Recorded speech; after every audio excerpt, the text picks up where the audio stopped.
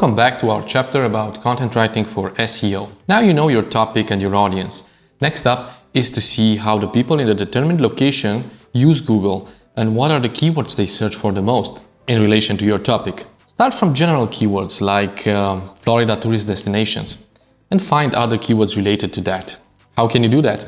A simple way is to perform the search on Google and scroll down to the end of the results on the first page, where you will see some searches related to the one you just made. In this case, it's places to explore in Florida, Florida tourist map, best beaches in Florida. But what you don't get from this is the volume of these searches. So if you want more details about it, it is highly recommended that you use a tool like Google Keyword Planner, Ahrefs, or SEMrush. We use SEMrush here, which has a very nice feature called the Magic Keyword Tool that can provide a lot of keyword suggestions and information, including the number of searches for that keyword in a particular country. We call this the search volume. It also includes the trend. Maybe there's an increased interest on it in a given time frame or a decreased interest in some keyword. And then we have the keyword difficulty, which is an estimate from 1 to 100 of how hard it would be to outrank others for that particular keyword.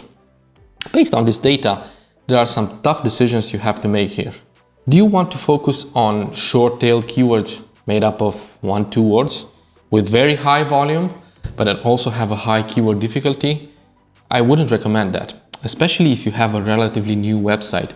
I would rather choose option 2, which is to focus on long-tailed keywords made up of 2+ words anyway, which may have lower volume. Still, make sure there is a decent number of monthly searches. You don't want to choose keywords that nobody searches for, but also a lower keyword difficulty. Also, users that visit the site from long-tailed keyword searches are more likely to convert.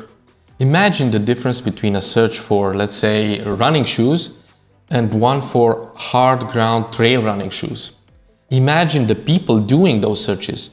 The ones in the second category are looking for something very particular, and the intent to buy is definitely higher. If you have what they are looking for on your site, then that may be a very good keyword to focus on. At the same time, searching for running shoes may be related to so many things, not necessarily an intention to buy. Plus, there are likely thousands of websites relevant for running shoes, but only a handful for the long-tail keyword. Also, in this particular example, the short-tailed keyword is included in the long-tailed one. So, if you are actively using the longer one for SEO, you are also doing SEO for the first one. What is nice about SEMrush here is that it has a writing assistant, which can also be used as an add-on to Google Docs. After deciding on the keyword you want to use, it will suggest other related ones that can serve to provide context. Google has an advanced way of understanding semantics. It can understand very well what the text is about, even in the absence of an exact keyword match, if it has this semantic context. I'll get to this a bit later when we get to the part about doing actual writing for our example with Florida vacation. Right now, let's just choose our main keyword, and after we will make sure to use them when writing.